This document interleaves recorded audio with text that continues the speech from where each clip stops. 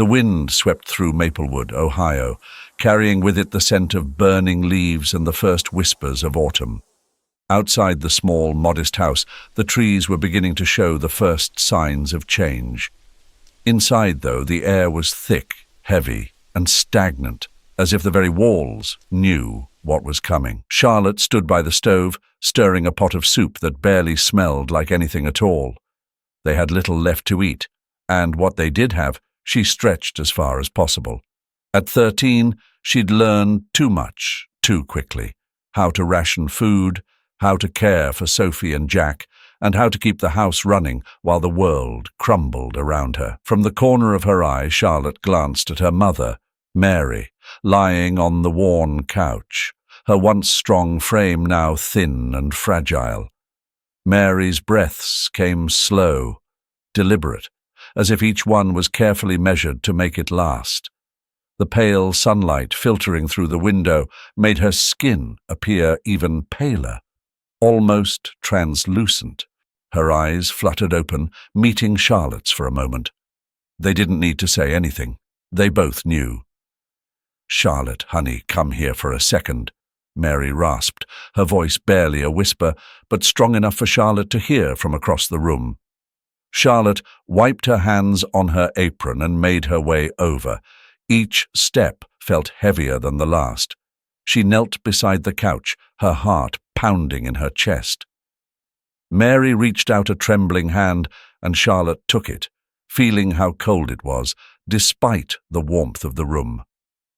Mary's fingers barely curled around hers. "Is it time for your medicine?" Charlotte asked, trying to keep her voice steady, as though they were having a normal conversation. She already knew the answer, but she needed to ask something, anything to fill the silence. Mary shook her head slightly, her breath shallow. "Not yet. Soon." Her eyes wandered, unfocused for a moment, before returning to Charlotte's face. "You're doing so well. Taking care of them." "I know it's hard." Charlotte swallowed, her throat tight. She didn't want to hear this. She didn't want the responsibility of holding this family together, not at 13, not like this. But she couldn't say any of that. Instead, she nodded, the weight of her mother's words settling deeper into her chest. "They're good kids," Charlotte said, her voice soft. "Sophie. She's been helping with Jack. She keeps him busy." Mary smiled weakly, a small, sad smile that didn't reach her eyes. "Sophie's a sweetheart. You both are." The words hung in the air for a moment before the room was filled with nothing but the sound of Mary's breathing, shallow and uneven. Charlotte bit the inside of her cheek, fighting back tears. She couldn't let herself break down. Not now. Not in front of her mother. "I don't know how long I've got, Charlotte," Mary finally said, her voice barely audible, almost a sigh. "But you're strong. I need you to be strong for them." "Can you do that?" Charlotte's heart twisted. She wanted to scream, to say she wasn't strong, that she was just a kid who didn't know what to do. But Mary's eyes were pleading, searching for reassurance that Charlotte didn't feel ready to give. "I will," Charlotte whispered, the words catching in her throat. "I'll take care of them." Mary's eyes softened, a flicker of relief passing over her face. She squeezed Charlotte's hand, or at least tried to. "Thank you, baby." For a moment, Charlotte just knelt there, holding her mother's hand, as the light outside dimmed and the shadows in the room grew longer. Sophie's quiet giggles from the other room barely broke through the heavy silence, a reminder that life continued outside this space, even as it was slowly leaving inside. The morning light crept into the small bedroom, casting a pale glow over the walls. Charlotte stood at the foot of the bed, her hands clenched at her sides, staring at the still figure of her mother. The air in the room was thick, unmoving. "Mom," she called softly, though she already knew. Her mother's body lay still, her chest no longer rising and falling with the soft rhythm of breath. The lines on her face, once worn with exhaustion, were now frozen in a peaceful, empty stillness. Charlotte moved closer, her hand trembling as she reached out to touch her mother's arm. It was cold. Too cold. She pulled her hand back as if she'd touched something burning. The room seemed to grow smaller, the walls closing in around her. Her chest tightened, and for a long moment she couldn't breathe. Then the tears came, sudden and unstoppable. She dropped to her knees beside the bed, her body shaking with silent sobs. Mary was gone. Charlotte's mind spun in circles. How could she do this without her? How could she keep Sophie and Jack safe now? But the weight of the grief pressed those thoughts away, and all she could do was cry, her face buried in the sheets that still held the faintest trace of her mother's scent. She didn't know how long she stayed there, but eventually the sound of small footsteps padding across the floor reached her. Sophie appeared in the doorway, clutching her ragged stuffed bear to her chest. "Is Mommy still sleeping?" Sophie asked, her voice soft and curious. Charlotte wiped at her eyes quickly, standing and straightening herself. "Yeah," she whispered, her voice thick. "Mummy's still sleeping." Sophie looked confused for a moment, but didn't ask more. She simply nodded and shuffled back down the hallway. Charlotte stood frozen, watching her sister disappear, wondering how she would ever explain what had happened. The news of Mary's passing spread quickly through the small community of Maplewood. Aunt Maggie, the neighbor who had always helped out whenever she could, was the first to arrive at the house. She didn't say much when she saw Charlotte's swollen eyes or the hollow look on her face. Instead, she just wrapped her arms around Charlotte in a tight embrace. "We'll get through this, sweetheart," Maggie whispered. "We'll get through it." The funeral was quiet, simple. Maggie took care of most of the arrangements, making calls to the local funeral home and gathering some neighbors to pitch in for food. Charlotte stood by her mother's grave, her fingers gripping Sophie's hand tightly, while Jack played in the grass nearby, blissfully unaware of the sorrow that hung in the air. Sophie was quiet, too quiet for a child of 7. She looked around, her eyes wide with a kind of wonderment, not understanding why everyone was so sad. Charlotte could feel her sister's confusion, but didn't have the words to explain it. "Why is Mommy in the ground?" Sophie asked suddenly, tugging at Charlotte's arm. Her voice was small, fragile. Charlotte knelt down, meeting Sophie's eyes. She wanted to say something comforting, something that would make sense to a child, but all that came out was, "Mummy's gone, Soph." Sophie frowned. "Is she coming back?" Charlotte bit her lip, holding back the wave of emotion that threatened to break free. She shook her head. "No, she's not." For a long moment, Sophie just stared at her, then turned her gaze back to the grave. "But I want her to come back." "I know," Charlotte whispered, hugging Sophie tightly to her chest. "I do too." Days passed, but the house didn't feel like home anymore.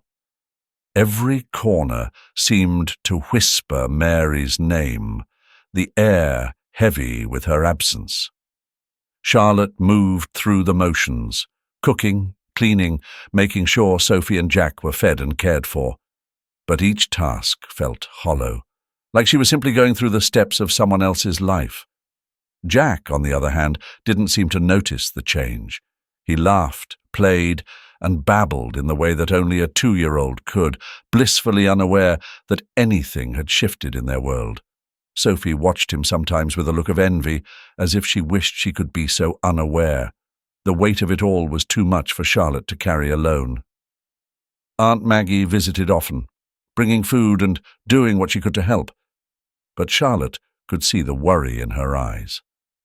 She wasn't just worried about Mary, she was worried about the future. It came sooner than Charlotte had expected. One afternoon a knock came at the door. Charlotte opened it to find 2 strangers standing on the porch, authorities. They wore grim expressions, their hands folded in front of them. "We're here about the children," one of them said, their voice professional but distant. "Given the circumstances, they can't stay here alone." Charlotte's heart sank. She didn't need them to explain further. She knew what was coming.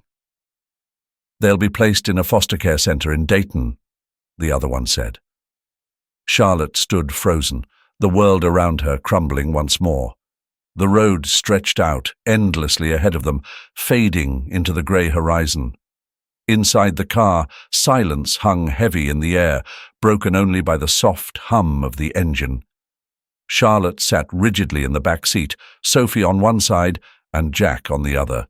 Sophie clutched her stuffed rabbit, her wide eyes staring out the window, while Jack, oblivious to the tension, fidgeted restlessly in Charlotte's lap. "Char, where are we going?" Sophie finally asked, her voice small and uncertain. Charlotte swallowed hard, her throat dry. She didn't have an answer that would make sense. What could she say? That everything was about to change? That the only home they had ever known was gone forever? She glanced at Sophie and then back out the window, her heart heavy with a mix of fear and resignation.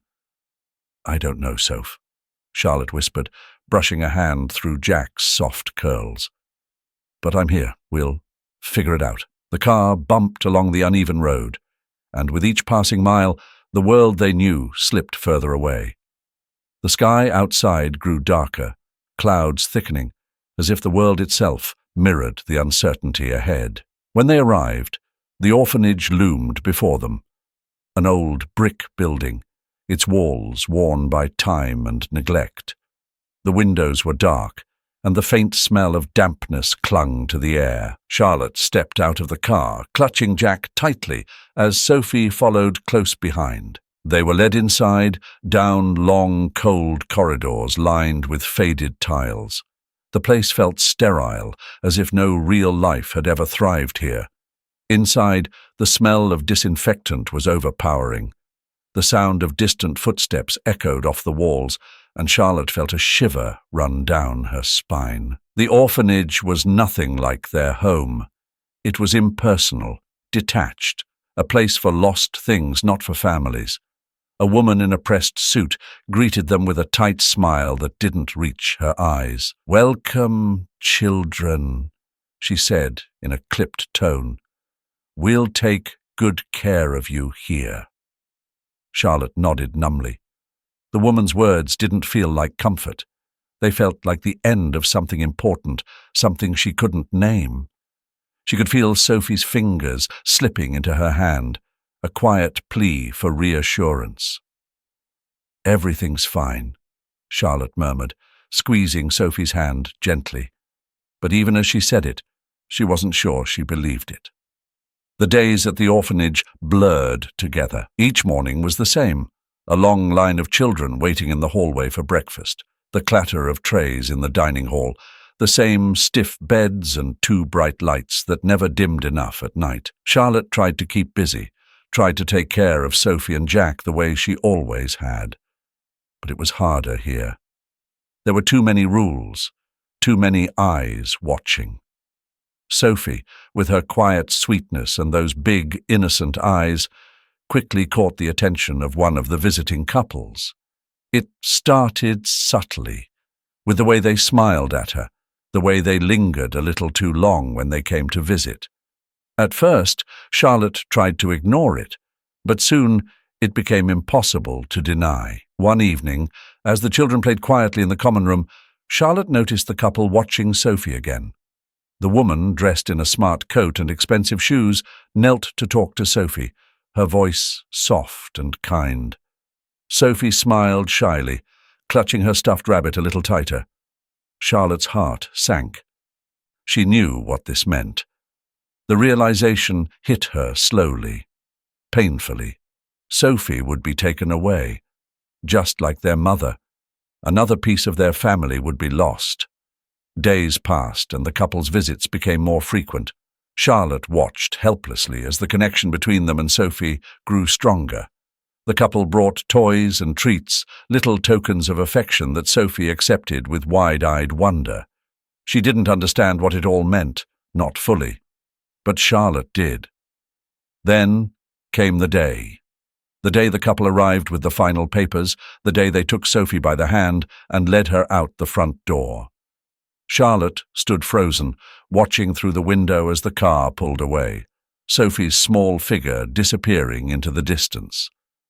Jack was still there, too young to grasp the full weight of what had happened, but Charlotte felt the loss like a heavy stone pressing down on her chest. She was alone now, with nothing but her memories of what once was. The door to the orphanage clicked shut behind her. The days blurred into one another, a quiet monotony of grey walls and routine tasks. Charlotte had grown accustomed to the orphanage's cold orderliness, the sound of echoing footsteps in the hallways and the way the light never quite reached the corners of the rooms. But amidst all that sterility, there was Jack. He was the one piece of her old life she still held on to, the last connection to a world that had once felt like home. Jack, barely 3, clung to her wherever they went. He toddled after her, his small hand always searching for hers, his eyes wide and trusting. Charlotte had become his world, his protector, his mother. Every night she tucked him into bed, his round cheeks resting against her arm as she told him stories, her voice soft in the dimly lit dormitory. "Tell me about Mama," Jack would whisper, his voice thick with sleep. Charlotte would hesitate, her throat tightening, but she would always begin. "Mama loved us very much," she would say. She worked hard every day to keep us safe. She was kind, and she always smiled, even when she was tired. Jack's eyes would flutter closed as Charlotte spoke, the weight of her words lulling him to sleep. But for Charlotte, sleep never came easily. She would lie awake long after Jack had drifted off, staring at the ceiling and wondering how long she had before they came for him too. It started the same way it had with Sophie, quiet visits from prospective parents, their eyes lingering a little too long on Jack. Charlotte would notice the way they watched him, the way they spoke in hushed tones to the head of the orphanage. Her heart would pound every time. She knew what was coming, but she tried to ignore it, clinging to the hope that maybe this time would be different. But it wasn't. One morning, Charlotte was called into the head office. The woman behind the desk spoke in calm, measured tones, her words cutting through Charlotte's chest like a dull knife. Jack had been chosen for adoption. A couple had come forward, eager to take him in. They would be here at the end of the week. Charlotte sat frozen, her mind struggling to process the words. Jack. Her Jack. The little boy who had spent every moment of his life relying on her, looking to her for comfort and protection, was going to be taken away. She wanted to argue, to beg, to fight, but what could she say? What could a girl of 15 say to stop something she knew was inevitable? The days that followed felt like a blur. Jack was too young to understand, and Charlotte didn't dare tell him. She spent every waking moment with him, holding him tighter, playing with him longer, trying to soak up every second as if she could somehow stop time. At night, she lay next to him, feeling the steady rise and fall of his breath, knowing that soon it would be the last time. Then the day came. Charlotte stood at the window, holding Jack's hand as they watched the car pull up. Her heart pounded in her chest, a sickening rhythm that echoed through her whole body. Jack tugged at her hand, looking up at her with a smile, oblivious to what was happening. Are we going on a trip?" he asked, his voice bright with excitement. Charlotte swallowed hard, her throat thick with the words she couldn't say. "Not this time, Jack," she whispered. She knelt down, pulling him close, her hands gently framing his small face. You're going to go with some nice people for a little while, okay? But I'll always be with you. You remember that? Jack nodded, his brow furrowing in confusion. But I want to stay with you. Charlotte's chest tightened. I know, she said, her voice barely holding steady. I know, buddy. The couple arrived, all warm smiles and reassuring words, but Charlotte barely heard them. She stood frozen as they knelt to greet Jack, coaxing him towards the door. He hesitated, glancing back at Charlotte, and for a moment she thought he might run to her. She wanted him to. She wanted to hold him and never let go. But he didn't. He turned, his small fingers slipping from hers as the couple led him outside. Charlotte watched from the doorway, her heart breaking with every step he took. The car door shut with a hollow thud, and then the car pulled away, taking Jack with it. She stood there long after they were gone, the emptiness in the house deepening, the silence growing heavier. Now, there was no one. The days in the orphanage passed like shadows, each one blending into the next with no real beginning or end. Charlotte had stopped keeping track of time. She had no family left, no Sophie, no Jack. The silence that followed their departures was deafening. She'd spent so long caring for them, holding on to whatever was left of her childhood through their laughter, their needs. Now, with them gone, there was nothing. She wandered the halls of the foster home like a ghost. The other kids played or argued in the common room, but Charlotte stayed apart. She wasn't angry at them. She just didn't have the energy to engage anymore. The once vibrant spark in her had dulled. She floated through the motions of each day, numb, barely registering the world around her, until she found the kitchen. It started one afternoon when the smell of bread baking drifted down the hall. Charlotte hadn't realized how much she missed the familiar comfort of cooking, the way it had made her feel connected to her mother, to something real. She wandered into the kitchen, drawn by the scent, and found the staff prepping for dinner. Without thinking, she grabbed a cutting board and started chopping vegetables. Her hands moved automatically, like they remembered things she'd long forgotten. The staff didn't stop her. They exchanged glances but let her work, silently watching as she moved from one task to the next, more focused than she had been in weeks. After that, Charlotte spent more and more time in the kitchen. The cold, sterile feel of the orphanage didn't bother her as much when she was there.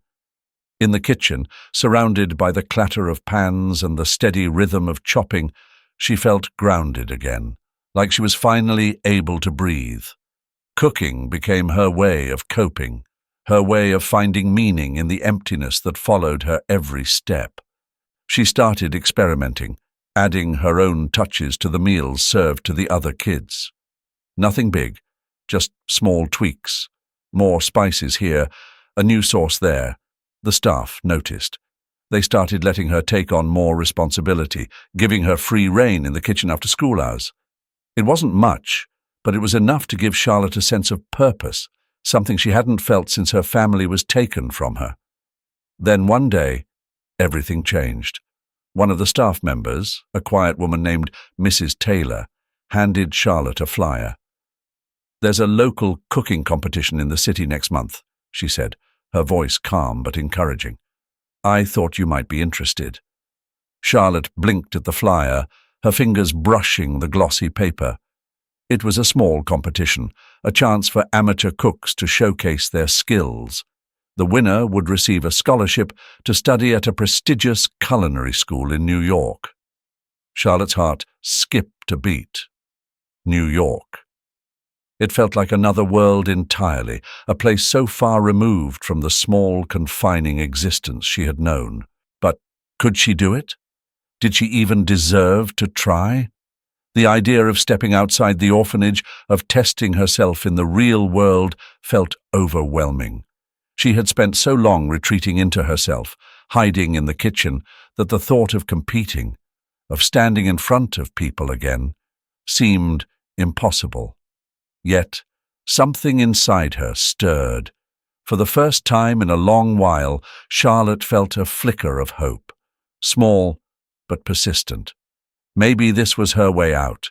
Maybe this was her chance to rebuild something, to finally move forward. The weeks leading up to the competition were grueling. Charlotte spent every spare moment practicing, refining her dishes, perfecting her techniques. The kitchen became her sanctuary, the only place where she could block out the weight of everything she had lost. The staff encouraged her, giving her extra time and ingredients to experiment with.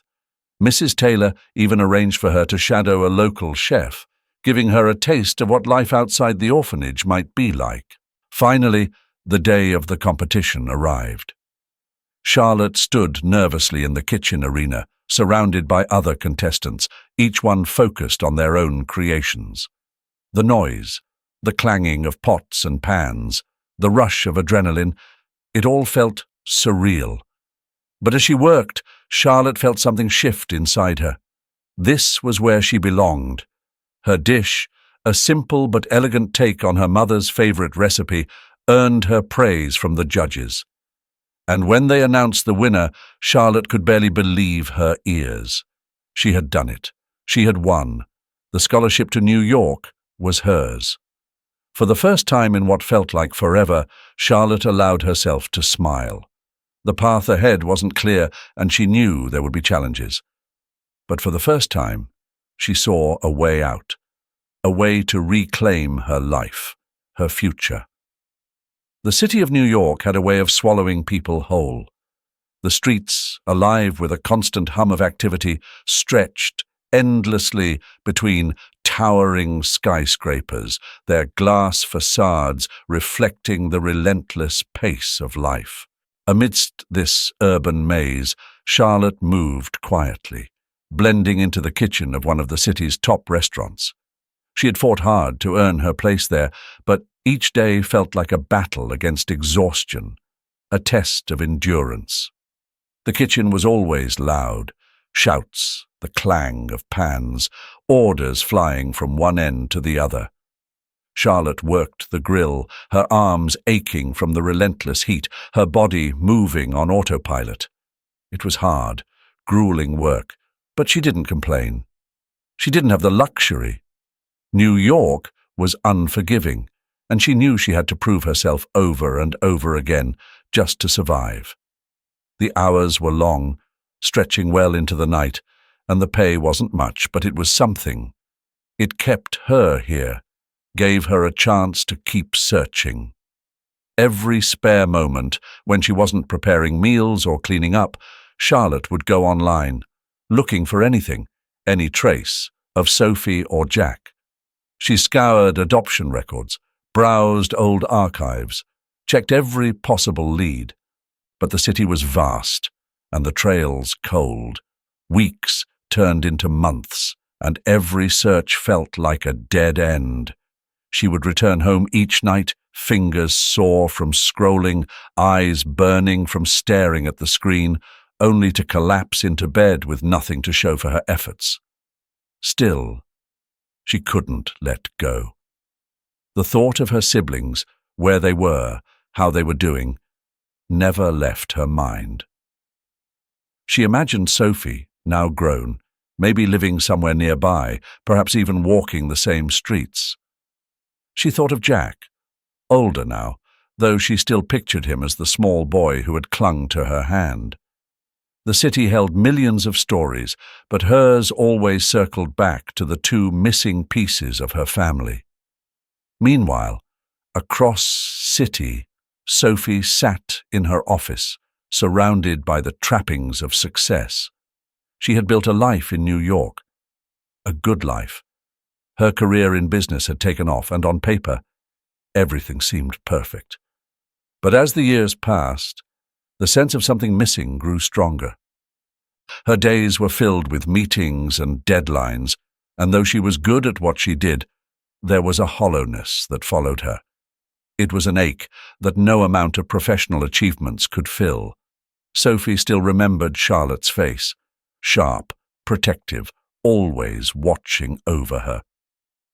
The memory of her sister had faded over time, but it had never disappeared. It lingered, especially in the quiet moments, late at night when the city noise died down and there was nothing left to distract her. Sophie had been too young to fully understand what happened back then, but now, as an adult, she felt the weight of those missing years more deeply. One evening, as Sophie sat by her window, staring out at the skyline, she felt the tug of that old, familiar question. Where is she? She had spent years suppressing it, pushing it aside in favor of her career, her life. But now, as the city lights flickered below, the need to know became overwhelming. The decision to search for Charlotte didn't come all at once. It was slow, building like the steady hum of traffic outside her window. Over the next few days, Sophie found herself thinking more and more about her sister, where she might be, what she might be doing. Eventually, she couldn't ignore it any longer. She had to know. Sophie started with records, old files from the foster care system, names she barely remembered from her childhood. The process was frustrating. So many records had been lost, misplaced, or buried under bureaucratic layers. But she persisted, making phone calls, tracking down whatever scraps of information she could find. The autumn air in Indianapolis had a bite to it, sharp and unforgiving. Jack walked across campus, hands shoved deep into his coat pockets, his head down as the wind tugged at his collar. Classes were the usual blur of lectures and notes, but his mind was elsewhere, lost in the gaps of a past he barely remembered. At 20, Jack had built a good life for himself, or at least that's what everyone said. That's what. He had a scholarship to study mechanical engineering, a close-knit group of friends, and a family that loved him. His adoptive parents had given him everything: support, encouragement, and a sense of belonging. But even with all their warmth, there was a quiet part of him that felt untethered, as if a piece of him had been left behind somewhere he couldn't reach. Memories of his early childhood were foggy at best. He had flashes of faces, moments that surfaced when he least expected them. A woman's voice, soft but firm. His sister's hands, always guiding him, always there when he needed them. But no matter how hard he tried, he couldn't hold on to those memories long enough to make them feel real. He remembered Charlotte more than Sophie. Charlotte, who had been like a second mother to him, though the details were fuzzy. It was her face he saw in dreams sometimes, her voice calling him in the distance. But when he woke, it always faded like mist. The thought gnawed at him, this constant itch to know more about the sisters he had been separated from. His adoptive parents had never hidden the truth from him. They told him he had 2 sisters, but the paperwork had been minimal, the records sparse. No names, no addresses, just the vague outline of a family he had once belonged to. Lately, the need to know had grown stronger, more insistent. It was as if something inside him had shifted, demanding answers he couldn't ignore any longer. He had tried to talk himself out of it, to convince himself that the life he had now should be enough. But it wasn't. Not when his past remained a mystery he hadn't solved. One evening, after a long day of classes, Jack found himself sitting at his desk, staring at an old shoebox his adoptive mother had given him when he was 12. It contained what little was left of his life before he was adopted. A few toys, a blanket, and a handful of photographs. He hadn't looked through it in years, but tonight, something pulled him back to it. He opened the box slowly, as if the answers he was searching for might somehow be buried inside. The smell of old paper and dust rose up as he sifted through the contents. His fingers brushed against the edge of a photograph, worn and faded with time. He pulled it out, staring at the image of a young girl, her dark hair tucked behind her ears, her expression serious but warm. Charlotte. Jack's heart clenched as he studied the photo, trying to reconcile the girl in the picture with the fragmented memories in his mind. This was her, the sister who had taken care of him, the one who had been there when their mother wasn't. He couldn't remember the last time he'd seen her face so clearly. The back of the photograph was blank, no clue as to where or when it had been taken. But it was a start. Jack held the picture in his hands, his mind racing with questions. Where was she now? Was she still looking for him? And Sophie? What had happened to her? He knew then that he couldn't wait any longer. He had to find them.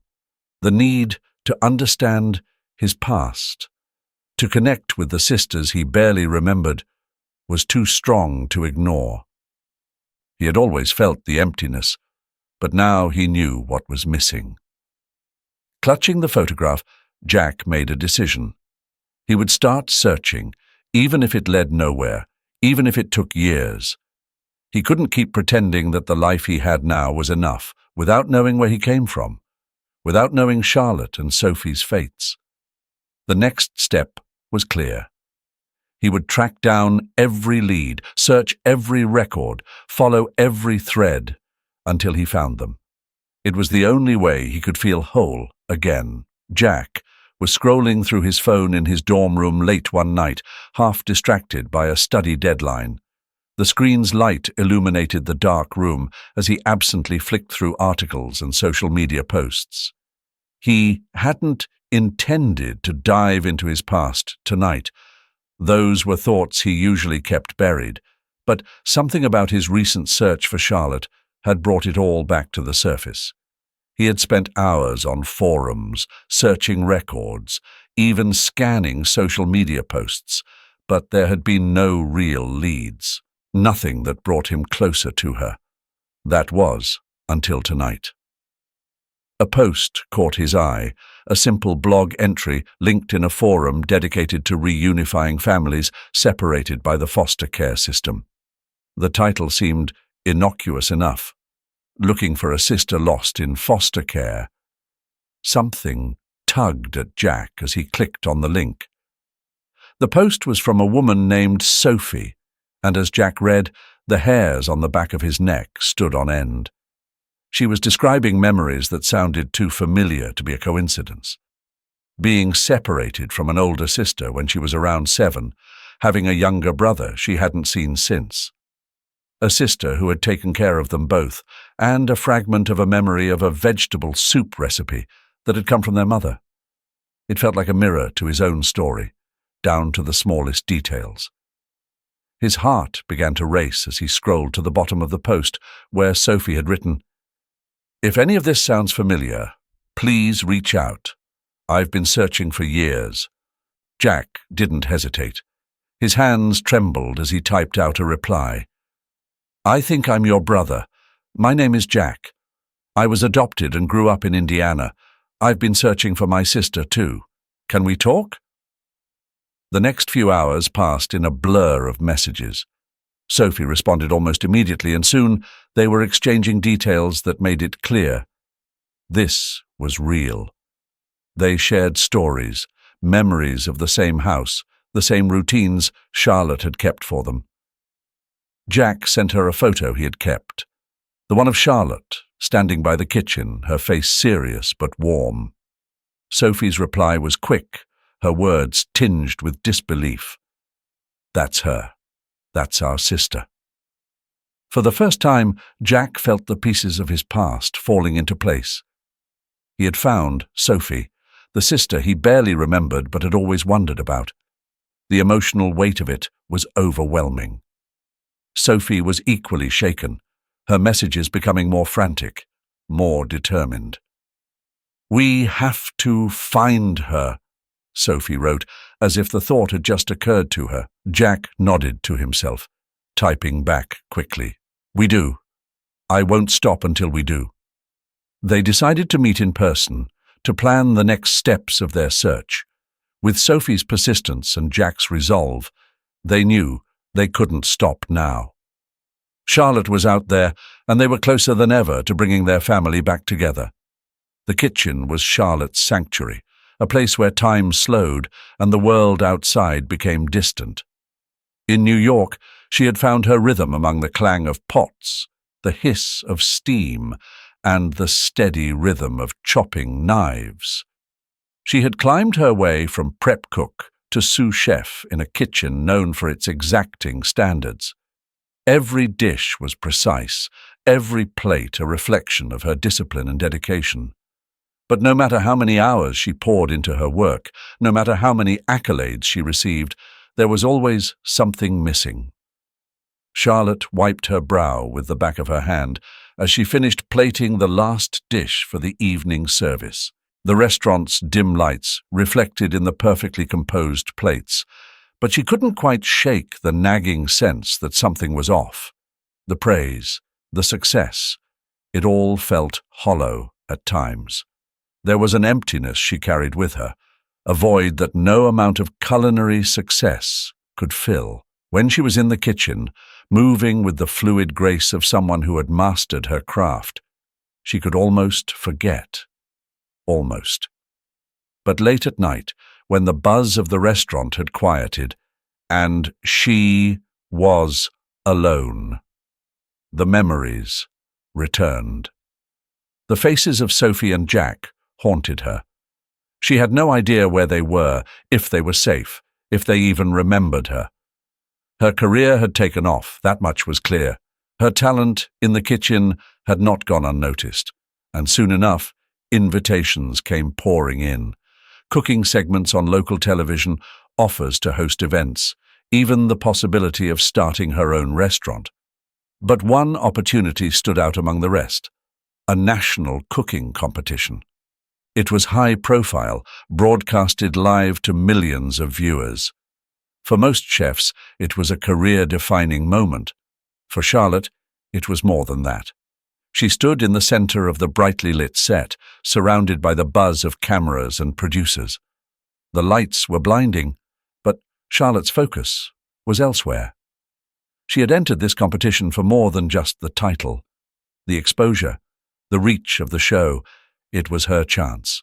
Her chance to be seen, to be heard, and maybe, just maybe, to reconnect with the family she had lost. The challenge for the episode was simple: prepare a dish that told your story, a dish that reflected your journey. Charlotte's hands moved instinctively, the ingredients coming together with practiced ease. But her mind was elsewhere. She could feel the weight of the cameras on her, the eyes of the judges, but she pushed it all aside. She wasn't cooking for them. She was cooking for Sophie, for Jack, for the family that had been torn apart. As she plated the final dish, her mother's vegetable soup, elevated with delicate touches of her own, the memories flooded back. The smell, the taste, the warmth of the kitchen in the small home where she had cared for her siblings. She hadn't made this dish in years, but it felt like the only way to tell her story.